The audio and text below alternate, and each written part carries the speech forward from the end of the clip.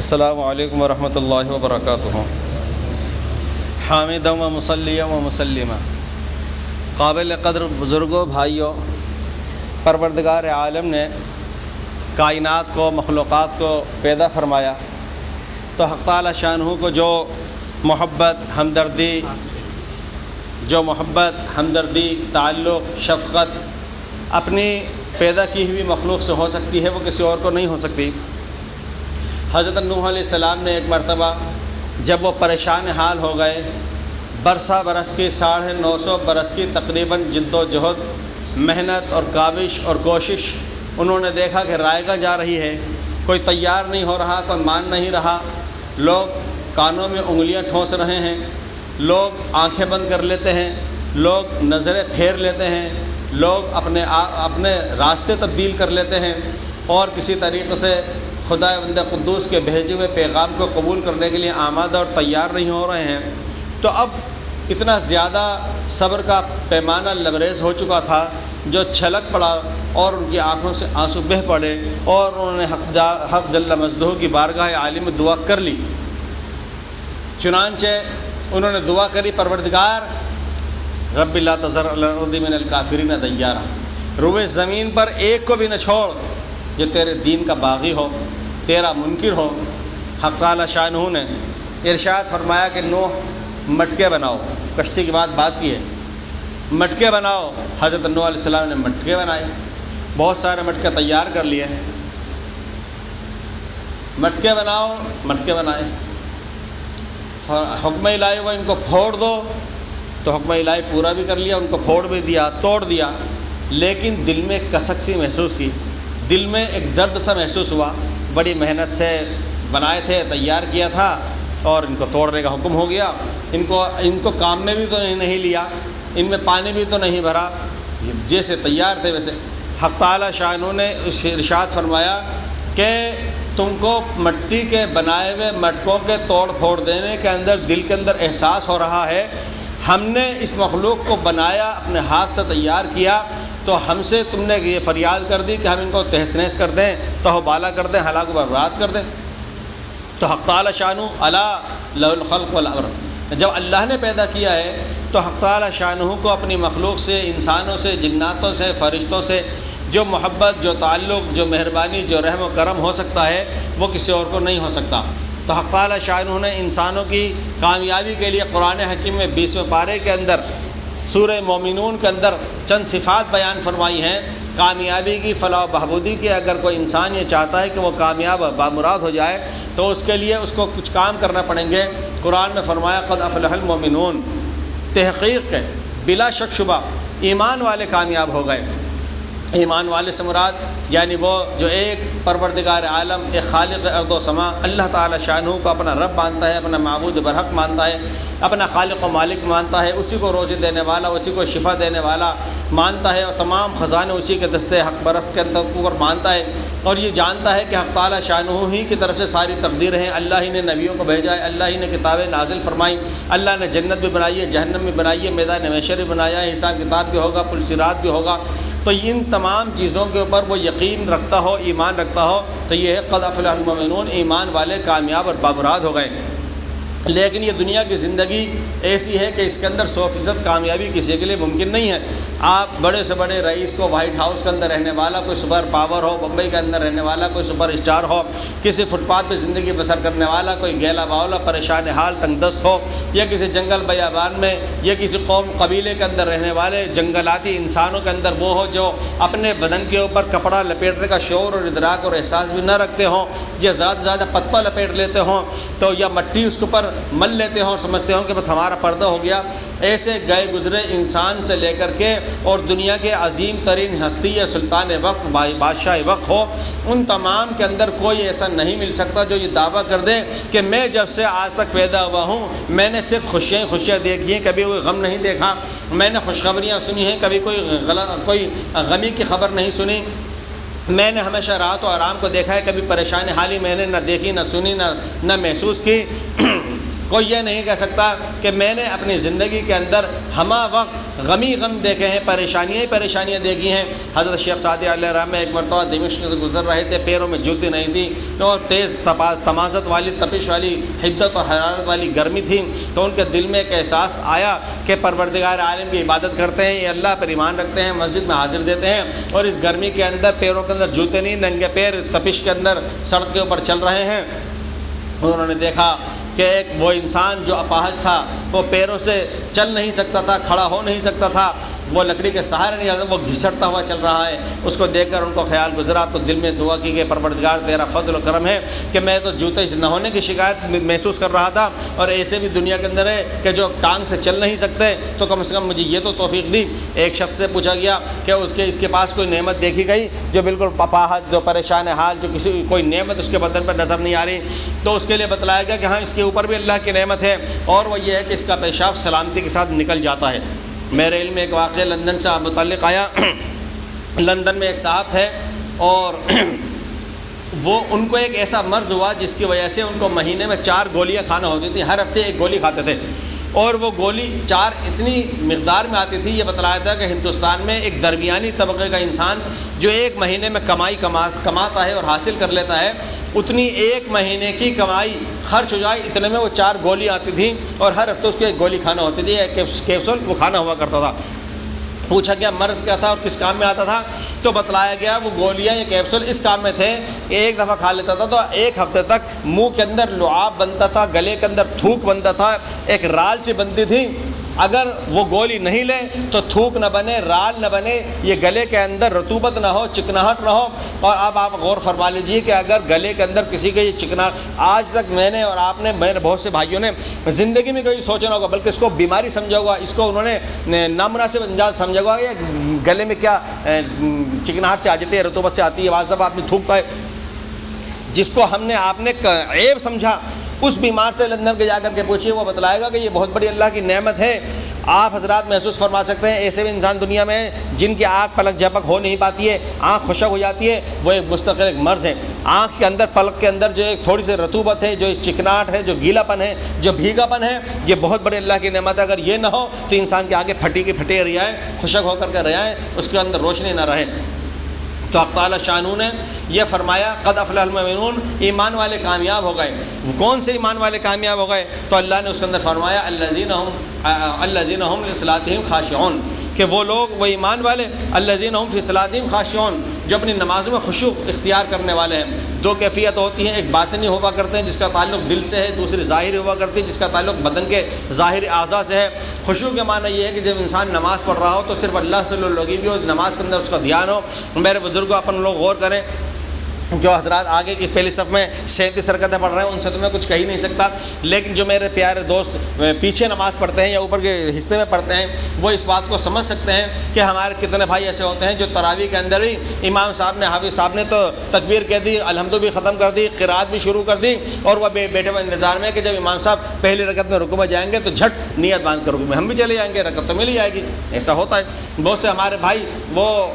اس طریقے سے کہ خشوع خضوع نہیں ہے، یہ نماز میں توجہ ادھر سے ادھر ہو رہی ہے، بھٹک رہا ہے خیال۔ تو قرآن نے کہا پہلی صفت ان ایمان والوں کی جو کامیاب ہو رہے ہیں ان کی یہ ہے کہ وہ ایمان والے کہ جو اپنی نمازوں میں خشوع خضوع اختیار کرنے والے ہیں، یعنی نماز کے اندر ان کا 100% دھیان ہو۔ دوسری فرمائی گئی کہ والذین هم عن اللغو معرضون، وہ ایمان والے کامیاب ہو رہے ہیں جن کے اندر دوسری صفت یہ پائی جائے، دوسری علامت نشانی یہ پائی جائے کہ وہ لغویات سے، بیکار چیزوں سے اعراض کرنے والے ہوں، بچنے والے ہوں۔ یعنی حضرت حسن رضی اللہ عنہ جب نبی پاک علیہ السلام ان کے نانا جان کا وصال ہوا تو حضرت حسین کے تو 6 سال کی عمر تھی، حضرت حسن کے 8 سال کے قریب کی عمر تھی۔ حضرت حسن روایت کرتے ہیں کہ میں نے نبی پاک علیہ السلام کو ارشاد فرماتے ہوئے سنا، من حسن اسلام المرء ترکہ ما لا یعنی اسلام کی خوبی میں سے یہ ہے کہ انسان لا یعنی چیز کو چھوڑ دے جس میں نہ دین کا کوئی فائدہ نہ دنیا کا کوئی فائدہ۔ اب میرے دوستو، آپ اور ہم غور کریں کہ کیا واقعتاً ہم ایسا نہیں کرتے، بہت سی باتیں ایسی نہیں کرتے کہ جس کو بولے بغیر کام چل سکتا تھا۔ ایک بزرگ تھے، ان کا معمول یہ تھا کہ وہ ڈائری رکھا کرتے تھے اور صبح جاگنے سے لے کر کے اور رات کو بستر پہ آ کے سو جانے تک وہ تمام الفاظ گنا کرتے تھے اور لکھا کرتے تھے۔ جس کسی سے کوئی بات کری وہ ڈائری میں لکھا کرتے تھے کہ میں نے یہ الفاظ زبان سے آج نکالے. پھر سوتے وقت میں غور کیا کرتے تھے ڈائری دیکھ کر کے کہ ان میں سے کون سے الفاظ ایسے تھے کہ جن کو بولے بغیر میرا دن گزر سکتا تھا اور پھر بھی میں نے بولے. کون سے الفاظ ایسے ہیں جس کے بولنے سے کوئی دین کا تو فائدہ تھا ہی نہیں. کون سے الفاظ ایسے تھے جن کے بولنے سے کوئی دنیا کا بھی فائدہ نہیں ہوا. تو وہ دوسرے دن خیال کرتے تھے مجھے لایانی الفاظ بیکار بات جس میں نہ دین کا فائدہ نہ دنیا کا فائدہ وہ اس سے اعراض کرنا ہے. قرآن پاک میں تیسری صفت یہ بیان کی گئی کہ والذین هم للزکاۃ فاعلون. قرآن پاک کے اندر زکوٰۃ کا جب بیان کیا گیا ہے نماز کے ساتھ تو اقیموا الصلاۃ وآتوا الزکاۃ. کہیں ایتائے زکوٰۃ کہا گیا ہے, کہیں ادائے زکوٰۃ کہا گیا ہے. زکوٰۃ ادا کرو, زکوٰۃ ادا کرو, زکوٰۃ دو. لیکن یہاں اس آیت کریمہ میں اللہ نے فرمایا کہ للزکاۃ فاعلون کہ جو زکوٰۃ کا عمل انجام دیتے ہیں. زکوٰۃ کے دو مطلب ہوا کرتے ہیں. مفسرین نے لکھا ہے ایک مطلب تو یہ زکوٰۃ کا معنی ہے لغوی ڈکشنری کے اندر پاک صاف کر دینا, پاک صاف ہو جانا. تو جب آدمی اپنے مالیت میں سے مال میں سے 2.5% 40% نکالتا ہے تو بقیہ مال اس کا پاک صاف پاکیزہ ہو جاتا ہے. تو ایک معنی تو یہاں پر تیسری آیت کے اندر یہ بتلایا گیا, تیسری صفت میں یہ بیان کیے گئے ہیں کہ وہ ایمان والے کامیاب ہیں جو مال کی زکوٰۃ دے کر اپنے بقیہ مال کو پاک صاف کر لیتے ہیں. اور جب ہم دہلی مرکز میں پڑھا کرتے تھے مدرسہ کاشف العلوم میں, ہمارے بہت بڑے محدث تھے حضرت مولانا اظہار الحسن صاحب رحمۃ اللہ علیہ. انہوں نے بہت کثرت کے ساتھ یہ واقعہ بیان کیا کہ انگریز زمانے کے اندر جب انگریز گورنمنٹ کی 47 سے پہلے دہرادون کے علاقے میں انگریزوں نے اپنی کوٹھیاں بنوا رکھی تھی, اس لیے کہ وہ وہاں پر مسوری وغیرہ وہ علاقے ہیں جہاں پر ٹھنڈک ہے, جہاں پر گرمی کے مئی جون کے مہینے میں بھی برف باری ہو جاتی ہے, یہ بارشیں برسا کرتی ہیں. اور وہاں ہم بھی ایک موقع پہ گئے تھے تو مئی جون کی گرمی کے اندر وہاں پر گرم پانی سے وضو کیا جاتا تھا, رضائی اوڑھ کر کے سویا جاتا ہے. اس علاقے میں انگریزوں نے کوٹھیاں بنوا رکھی تھی, گرمی کے اندر وہاں پر پہنچ جایا کرتے تھے. تو ایک انگریز افسر کو یہ خبر دی گئی جو دہرادون شہر میں تھے, مسوری پہ نہیں تھے, ان کو یہ اطلاع دی گئی کہ آپ کی کوٹھی پہ آگ لگ گئی. اور انہوں نے کہا کہ نہیں ہو سکتا. ان کو بتلایا گیا کہ اس علاقے میں آگ لگ گئی, فلاں فلاں کی کوٹھیاں جل گئیں, آپ کی کوٹھی کے نہیں ہو سکتا. بہرحال بعد میں پھر خبر ملی کہ جو اس علاقے میں آگ لگی تھی فلاں فلاں کی کوٹھیاں جل بھی گئیں, لیکن ان انگریز افسر کی تو کوٹھی بچ گئی. ان سے پوچھا گیا کہ جی آپ نے اتنے یقین سے کیسے کہا تھا؟ تو انہوں نے بتلایا کہ بھائی اسلام میں حکم یہ ہے کہ 40واں حصہ 2.5% دو, بقیہ مال کو پاکیزہ کر لو. تو میں ہر سال باوجود اس کے کہ میں مسلمان نہیں ہوں لیکن میں اپنے مال کا 2.5% نکالا کرتا ہوں, تو مجھے تو یقین تھا میرا مال صحیح سالم رہے گا. تو غرض ہے کہ قرآن میں ایک معنی تو یہ ہے. دوسرے معنی یہ ہے کہ الذین هم للزکاۃ فاعلون, یعنی وہ ایمان والے کامیاب بامراد ہیں جو اپنے اخلاق کا تزکیہ کر لیں, اپنے اخلاق کو صاف شفاف کر لیں. ان کا لین دین, ان کی بول چال, ان کا ملنا جلنا, ان کا خرید و فروخت, ان کا قرض کا لینا دینا, ان کا رہن لینا دینا, ان کی مشارکت, ان کی مضاربت, ان کی پارٹنری, ہر چیز کے اندر وہ تزکیے پہ پاک صفائی کے اوپر عمل کرنے والے ہیں تو وہ کامیاب ہیں. قرآن پاک کے اندر ایک صفت یہ بیان کی گئی کہ والذین هم لفروجہم حافظون, وہ لوگ کامیاب بامراد ہو رہے ہیں جو اپنی شرمگاہوں کی حفاظت کرنے والے ہیں. الا علی ازواجہم او ما ملکت ایمانہم فانہم غیر ملومین. ہاں وہ لوگ جو شرعی طریق پر نکاح کے طریق سے اپنے شہوت اور خواہشات نفسانی کی تکمیل کرتے ہیں ان پہ کوئی حرج نہیں, لیکن وہ لوگ جو اس سے ہٹ کر کے ہٹ کر کے فمن ابتغى وراء ذلک فاولئک هم العادون, جو اس سے ہٹ کر کے بھی اپنی خواہشات نفسانی کی تکمیل کرتے ہیں تو وہ حد سے تجاوز کر جانے والے ہیں. پھر قرآن پاک میں ایک صفت بیان کی گئی کہ والذین هم لاماناتہم وعہدہم راعون. اس آیت میں دونوں چیزیں بیان کر دی گئیں, دو صفتیں بیان کر دی گئیں. کامیاب وہ ایمان والے ہیں جو اپنی امانتوں کا پاس و لحاظ کیا کرتے ہیں اور اپنے عہد و پیمان کو نبھایا کرتے ہیں. امانت ادا کر دینا. نبی پاک علیہ السلام مکہ مکرمہ سے مدینہ منورہ ہجرت فرما گئے, اس کے بعد میں کچھ حالات ایسے بنے کہ جنگ و جدل کے حالات بن گئے اور اس طرح کے حادثے بھی پیش آنے لگے اور جنگ بدر بھی پیش آئی, احد بھی پیش آئی. اس کے بعد مکہ مکرمہ سے سرداران قریش آئے, ابو سفیان بھی آئے اور حضور پاک علیہ السلام کے اور سرداران قریش کے درمیان معاہدے تکمیل پائے کہ ہم ایک دوسرے پہ حملہ نہیں کریں گے, ہم اتنے سال تک اس طریقے سے رہیں گے, ہم ایک دوسرے کے خلاف خیانت نہیں کریں گے, بدعہدی نہیں کریں گے. انہوں نے باتیں بیان کی.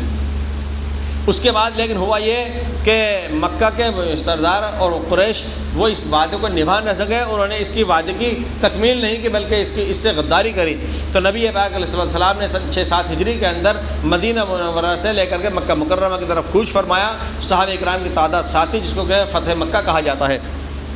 اس موقع پر جب حضور پاک علیہ السلام تشریف لائے, ایک حضور پاک صلی اللہ علیہ وسلم نے پہنچ کر کے مکہ مکرمہ میں خانہ کعبہ کے جو خادم تھے یا جو وہاں کے خدمت گزار یہ نگراں تھے, جو عثمان بن طلحہ, حضور نے ان کو بلوایا جن کے پاس میں خانہ کعبہ کی چابی رہا کرتی تھی. جب وہ حاضر ہوا حضور نے فرمایا کہ چابی دو. ایک زمانہ تھا آج سے 7 سال پہلے جب نبی پاک پیغمبر آخر الزمان رحمۃ للعالمین علیہ الصلوۃ والسلام مکہ مکرمہ سے مدینہ منورہ کے لیے ہمیشہ کے لیے مکہ کی سرزمین کو چھوڑ کر کے جا رہے تھے اور خانہ کعبہ کو چھلکتے ہوئے آنسو بہا کر کے حضور دیکھ رہے تھے، اور مکہ کی گلیوں کو جب تو جا رہے تھے تو تڑپ رکھ کر کے بار بار رخ کر رہے تھے کہ میں ہمیشہ کے لیے مکہ کو چھوڑ کے جا رہا ہوں۔ حضور کے دل میں ارادہ تھا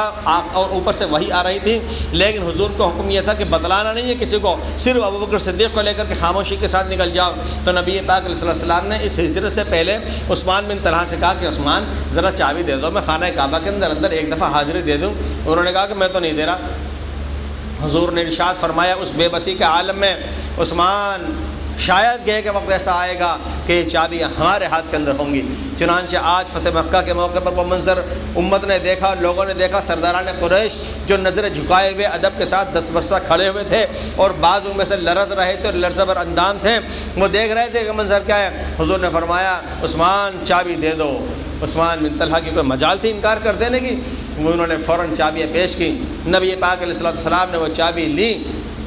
تو صحابہ کرام میں بہت سے اپنے گردن اونچے کر رہے تھے، اپنے ایڑیاں اونچی کر کے پنجوں کے بل کھڑے ہو رہے تھے کہ نبی پاک صلی اللہ علیہ وسلم کی نظر مجھ پہ پڑ جائے تو آج حضور پاک علیہ السلام خانہ کعبے کی چابی مجھے عنایت فرما دیں تو یہ فخر و مباحات، یہ عزت و افتخار میرے حصے میں آ جائے گا کہ حضور نے فتح مکہ کے موقع میں خانہ کعبے کی چابیاں مجھے سنبھلا دیں۔ لیکن حضور پاک علیہ السلام دیکھتے رہے۔ علی مرتضیٰ پر نظر پڑی، آپ علیہ السلام نے حضرت علی مرتضیٰ کو چابیاں دیں۔ حضرت علی مرتضیٰ رضی اللہ عنہ کی زبان سے اس طرح کا لفظ نکل گیا کہ اب تو چابی ہمارے پاس آ گئی۔ قرآن نے حکم نازل فرما دیا ادوا الامانات الی اہلھا، اے ایمان والو امانتیں امانت والوں کو سپرد کر دو۔ حضور پاک علیہ السلام نے چابی حضرت علی مرتضیٰ سے لی اور عثمان بن طلحہ سے ارشاد فرمایا کہ عثمان لے لے، اور قیامت تک یہ تیرے نسل میں رہے گی اور تجھ سے کوئی ظالم بادشاہ ہوگا تو چھینے گا، ورنہ کوئی چھین نہیں سکتا۔ آج تک مکہ مکرمہ کے اندر نبی پاک علیہ السلام سے لے کے آج تک 1400 سال کا آپ ایک گھر اور خاندان نہیں بتلا سکتے کہ جو وہاں پر 1438 سال سے رہتا چلا آ رہا ہو، سوائے بنو شیبہ کا خاندان کے کہ اس کے وہ خاندان عثمان بن طلحہ کی نسل والا وہ آج تک وہاں پر رہ رہا ہے۔ اور آج بھی خانہ کعبہ کا غلاف ہر سال جب اترتا ہے تو اس کی ملکیت، اس کی مالیت، اس کا ہدیہ، اس کا نذرانہ وہ سارا بنو شیبہ خاندان کے پاس جاتا ہے۔ بادشاہ وقت خود ادا کرتے ہیں وہاں کے شاہ سلمان، اور اس سے اتنی بڑی رقم ہوتی ہے کہ سال بھر کا پورے خاندان کا جو سینکڑوں کی تعداد میں ہے سب کا گزر بسر ہو جایا کرتا ہے تعیش کے ساتھ۔ تو حضور نے ارشاد فرمایا کہ امانت سپرد کر دی جائے، چنانچہ دے دی گئی۔ تو قرآن نے حکم دیا کہ وہ ایمان والے کامیاب ہیں جو امانتوں کا پاس و لحاظ کرتے ہیں۔ اور اسی طریقے سے میرے دوستو اب ہم یہاں پر غور کریں، لین دین میں بھی امانت ہوا کرتی ہے، وقت کے اندر بھی امانت ہوا کرتی ہے۔ کہیں ایسا تو نہیں کہ مدرسے میں پڑھانے والا، مسجد میں امامت کرنے والا، اسکول کے اندر ٹیچر، اور اسی طرح سرکاری کوئی ملازم، کسی آفس میں کام کرنے والا، کسی کارخانے کے اندر مزدوری کرنے والا، کہیں ایسا تو نہیں کہ وہ وقت تو اس نے پورا دے رہا ہو لیکن اس میں وہ کاٹ چھاٹ کر دیا کرتا ہو، اس وقت کے اندر غفلت کر دیا کرتا ہو، کام کے اندر ضرورت کر دیتا ہو۔ یہ بھی ایک طریقے کی امانت ہے۔ کہیں ایسا تو نہیں کہ مزدور نے مزدوری کری اور پسینہ بہا دیا اور اس کا پسینہ خشک ہو چکا ہے اور وہ خوشامدیں کر رہا ہے اور اس کو اس کی مزدوری نہیں دی جا رہی ہو۔ تو قرآن نے کہا کہ امانتوں کا پاس و لحاظ کرنے والے ہوں۔ وعہد براؤن، جو عہد و پیمان کیا تھا اس کو نبھانے والے ہوں۔ عہد و پیمان کا اگر نبھایا جا رہا ہے، پھر اس کے بعد ایک صفت آخر قرآن پاک میں یہ بیان کی گئی کہ والذین هم علی صلواتہم یحافظون، وہ ایمان والے کامیاب اور بامراد ہو رہے ہیں جو اپنی نمازوں پر محافظت کرتے ہیں۔ محافظت کے دو معنی ہیں اور یہ آخری صفت ہے جو قرآن پاک میں بیان کی گئی، اور وہ یہ کہ ایک معنی تو یہ ہے کہ اپنی نمازوں کا اہتمام کرتے ہوں، پابندی کے ساتھ نماز میں آ جاتے ہوں، وقت کے اوپر آ جاتے ہوں، وہ اوقات کا خیال کرتے ہوں، گھڑی کے اندر دیکھتے ہوں۔ یہ پہلے زمانے میں کہ سورج کے ذریعے سے اور شفق کے ذریعے سے، صبح صادق کے ذریعے سے، زوال کے ذریعے سے، طلوع و غروب کے ذریعے سے وقت کو پہچانا جاتا تھا، اس کا خیال رکھتے ہوں۔ آپ غور فرمائیے کہ اگر کوئی بازار کی مسجد ہو اور وہاں پر نماز پابندی سے وقت پر ہوتی ہے، ہر نماز کا وقت ہوتا ہے، کبھی کبھی ایسا ہوتا ہے کہ کوئی راہگیر گزر رہا تھا، کوئی مسافر گزر رہا تھا، اس نے دیکھا کہ وہ نماز کا ٹائم ہو گیا کہ جماعت میری نہ جائے، چلو اسی مسجد میں نماز ادا کر لوں۔ اب وہ آیا، ہو سکتا ہے 2 رکعتیں نکل گئی ہو، بیچارہ وضو کر کے شریک ہوا، 3 رکعتیں نکل گئیں، اس کا تو سمجھ میں آتا ہے کہ بھائی بھولے بٹ کے آج اتفاق سے اس کو دیر ہو گئی۔ ایک آدمی کالونی سے وہ گیا ہوا تھا کسی کام سے، بھاگتے کام سے آیا تھا، جام لگا ہوا تھا، اس کو دیر سویر ہو گئی، شرمندہ ہوا، جلدی سے وضو کیا، نماز میں شریک ہوا، 1-2 رکعتیں اس کی نکل گئی۔ اگر بھولے بٹ کے اتفاق ہو رہا ہے تو وہ ایک بھولے بٹ کا خطا ہے۔ لیکن میرے دوستو پابندی کے ساتھ اگر مسجد میں 8 صفیں ہیں تو 8 صفوں میں سے ایسا کیوں ہو رہا ہے کہ جب آپ سلام پھیر کر کے پیچھے مڑ کے دیکھیں گے تو 4-5 صفیں کھڑی ہوئی ہیں اپنی نماز کی رکعتیں پوری کرنے کے لیے؟ اس کا مطلب یہ ہے کہ بہت ہی اہتمام سے، بہت ہی پابندی کے ساتھ روزانہ ہوتا ہی ایسا ہے کہ ہم 100 آدمیوں میں سے 70 آدمی آتے ہی دیر سے ہیں، غفلت کے ساتھ آتے ہیں۔ قرآن میں ان 7 صفتوں میں سے آخری صفت یہ بیان کی گئی کہ وہ اپنی نمازوں کی نگرانی کرنے والے ہوں، اور دوسرے مطلب یہ بیان کیا گیا ہے کہ اپنی نمازوں کے اوپر کو تمام آداب کے ساتھ، سلیقے کے ساتھ، قرینے کے ساتھ انجام دینے والے ہوں۔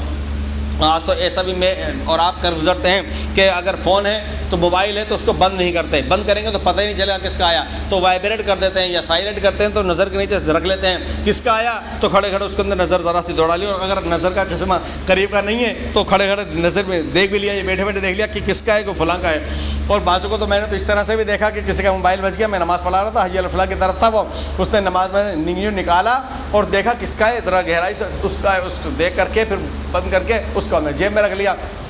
تو یہ تعلق معلّہ اللہ سے راز و نیاز ہو رہا ہے۔ آپ غور فرمائیے کہ اگر وہ وزیر اعظم کے سامنے وقت لے کر کے 2 منٹ کا گیا ہو اور اس کے سامنے وہ موبائل بچ گیا ہو، تو کیا اس کے سامنے کھڑا ہو وہ اس کو دیکھ لے گا؟ وہ شہنشاہ عالم، پروردگار عالم کے سامنے راز و نیاز کر رہا ہے، اللہ سے باتیں کر رہا ہے، اور وہ اس کا دھیان دوسری چیز میں ہے۔ تو نماز کی محافظت کرنے والے ہوں، ان تمام 7 صفات کے پائے جانے کے بعد اللہ تعالیٰ کی طرف سے کیا ملے گا؟ اللہ نے فرمایا اولئک هم الوارثون،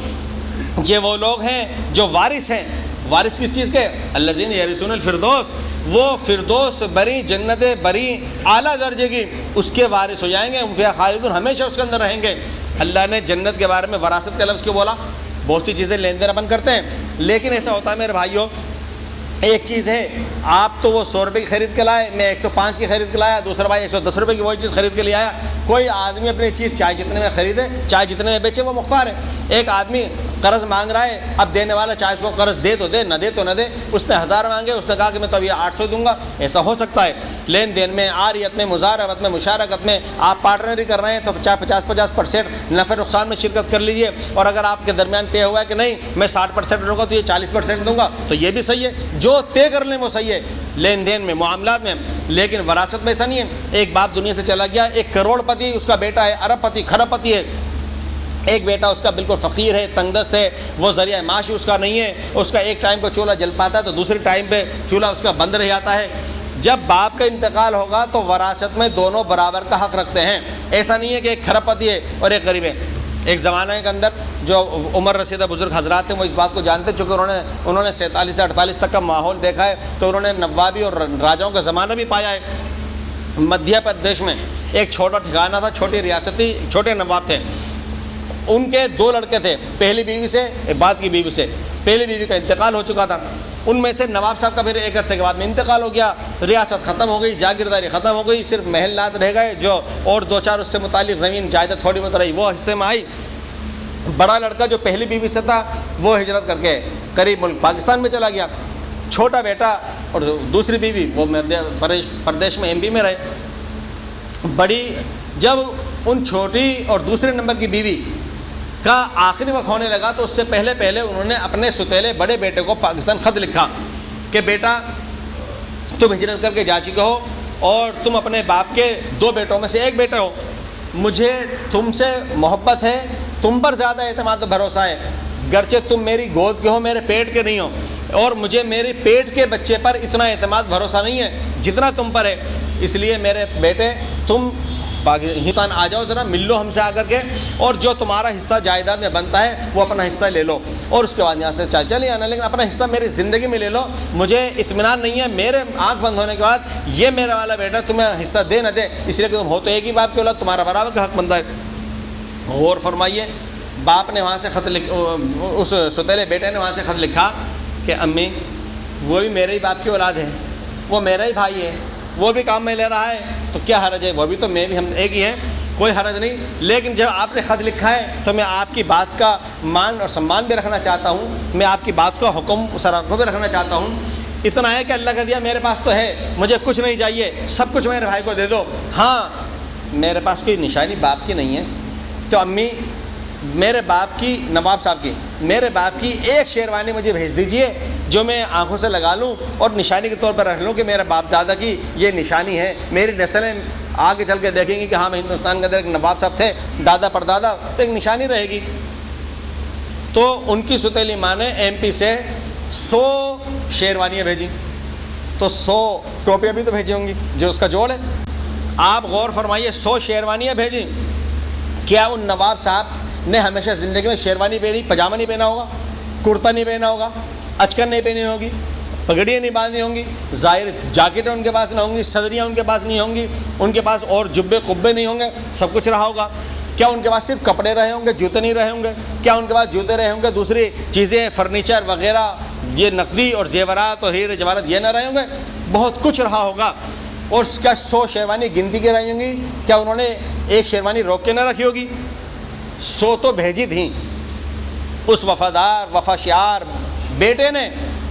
99 شیروانیاں واپس کر دی کہ مجھے ملکیت نہیں چاہیے،